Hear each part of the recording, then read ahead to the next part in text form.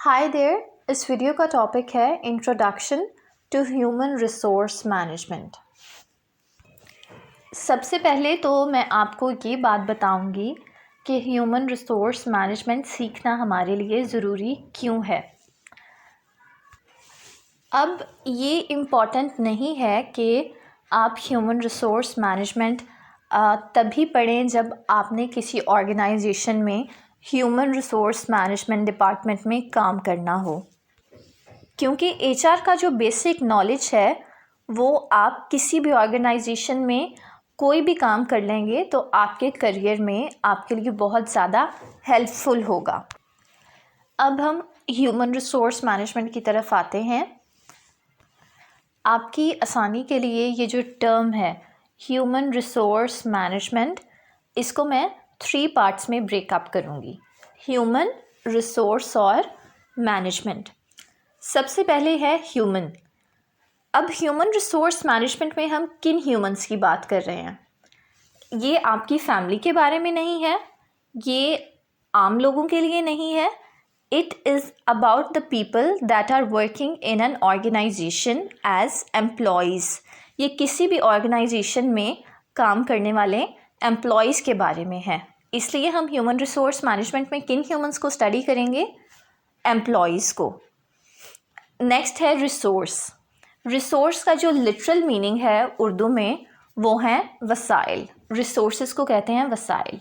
अब रिसोर्सेज क्या होते हैं?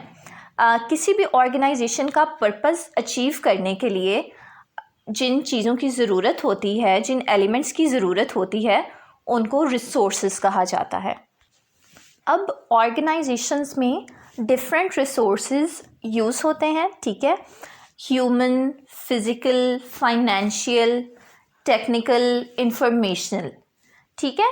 अब फाइनेंशियल रिसोर्सेज तो ये हो गए कि ऑर्गेनाइजेशन को फाइनेंसेस की ज़रूरत है, ठीक है। टेक्निकल हो गए, टेक्नोलॉजी की ज़रूरत है, ऑर्गेनाइजेशन को इंफॉर्मेशन की ज़रूरत है ऑपरेट होने के लिए और अपना पर्पस अचीव करने के लिए।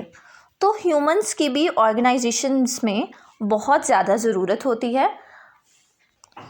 ऑल्दो बहुत ज़्यादा प्रोग्रेस हो चुकी है दुनिया में, नई नई टेक्नोलॉजीज़ आ चुकी हैं, लेकिन ह्यूमंस को कंप्लीटली रिप्लेस नहीं कर सकी टेक्नोलॉजी।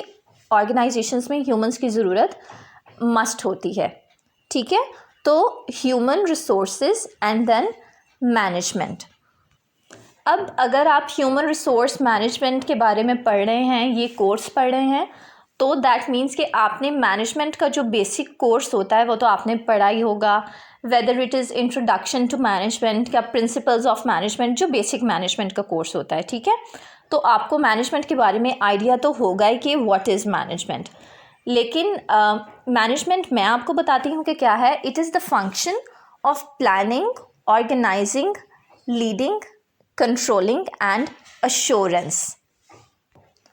इस टर्म को हम पोलका भी कहते हैं, बिकॉज मैनेजर्स क्या करते हैं? मैनेजर्स ऑर्गेनाइजेशंस में प्लानिंग करते हैं, ऑर्गेनाइजिंग करते हैं, अपने जो सब ऑर्डिनेट्स हैं उनको लीड करते हैं, मोटिवेट करते हैं। कंट्रोलिंग क्या है?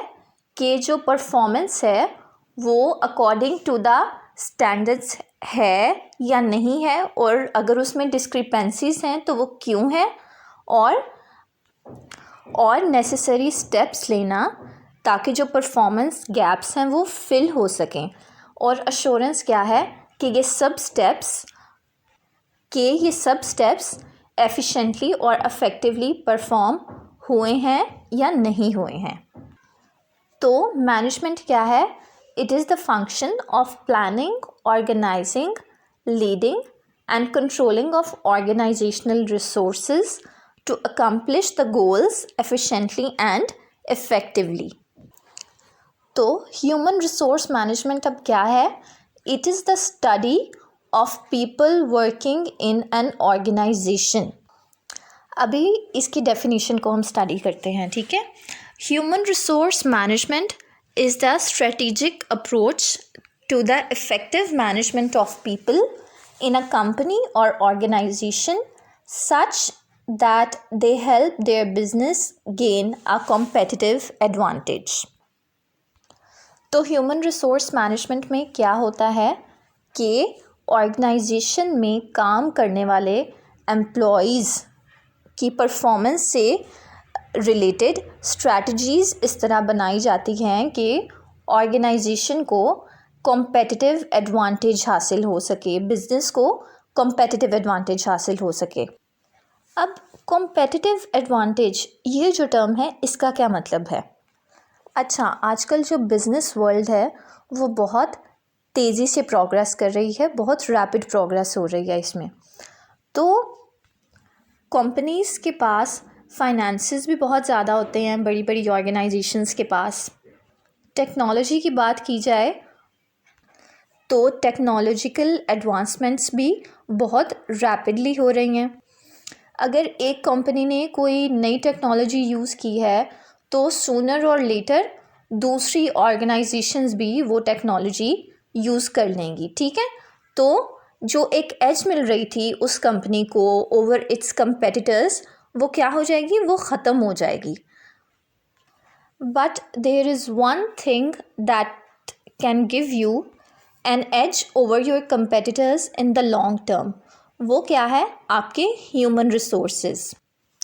क्योंकि जब कोई ऑर्गेनाइजेशन अपने एम्प्लॉयज़ की ट्रेनिंग और डेवलपमेंट पर फोकस करती है लॉन्ग टर्म में, तो वो एम्प्लॉयज़ उस ऑर्गेनाइजेशन के लिए एक ऐसा रिसोर्स बन जाते हैं, ऐसा एसेट बन जाते हैं जिसको कॉपी करना शॉर्ट टर्म में दूसरी ऑर्गेनाइजेशंस यानी उसके कंपेटिटर्स के लिए पॉसिबल नहीं होता। तो इससे क्या होता है कि ऑर्गेनाइजेशंस को कंपेटिटिव एडवांटेज हासिल होता है।